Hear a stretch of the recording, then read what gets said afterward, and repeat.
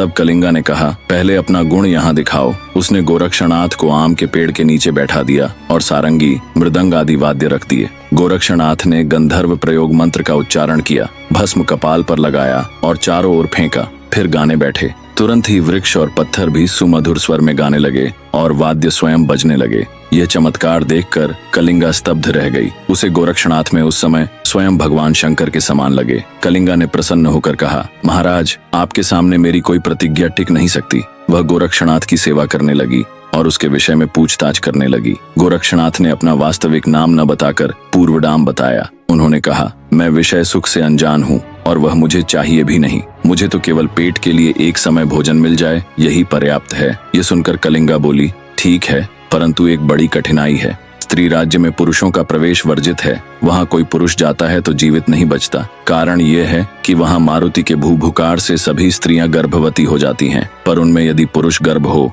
तो वह मर जाता है। इसी से वहाँ पुरुष का टिकना असंभव है। गोरक्षनाथ को अपनी शक्तियों पे पूरा भरोसा था। उन्होंने कहा, उनके भूभुकार से मुझे कोई हानि नहीं होगी। फिर गोरक्षनाथ कलिंगा के रथ के सारथी बन गए। उन्होंने वज्रास्त्र, स्पर्शास्त्र, मोहिन्यास्त्र और नागास्त्र की योजना की और इस प्रकार बिना विघ्न स्त्री राज्य में प्रवेश कर गए। दोनों लोग चिन्हपट्टम गांव में ठहरे। इसी समय मारुति सेतुबंध रामेश्वर से स्त्री राज्य की ओर आए। गोरक्षनाथ द्वारा छोड़े गए अस्त्रों से वह मूर्छित होकर गिर पड़े। वज्रास्त्र ने उन्हें घायल किया, स्पर्शास्त्र ने स्थिर कर दिया, मोहिन्यास्त्र से वह मोहित हुए और अंत में नागास्त्र से शेषनाग ने उन्हें जकड़ लिया। मारुति ने अंत समय श्री राम का स्मरण किया। श्री राम जी तुरंत प्रकट हुए और अपने अस्त्रों से मारुति को मुक्त किया। मारुति ने कहा, प्रभु, आपके बिना आज मेरा प्राण न बचता। ये अस्त्र अत्यंत प्रखर हैं। न जाने यह कौन शत्रु है जिसने मुझ पर प्रहार किया। श्री राम जी ने ध्यान किया और जाना कि यह कार्य गोरक्षनाथ का है। श्री राम जी ने मारुति को समझाया, नाथपंथी प्रबल हो चुके हैं और वे मेरे भक्त हैं,